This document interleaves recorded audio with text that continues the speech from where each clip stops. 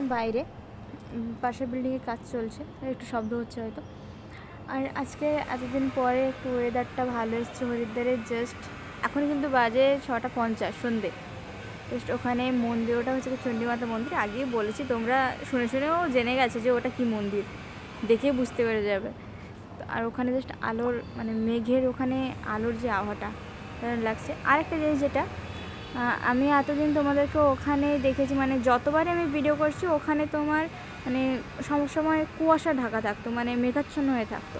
কিন্তু আজকের পাহাড়গুলো করে ক্লিয়ার দেখা যাচ্ছে।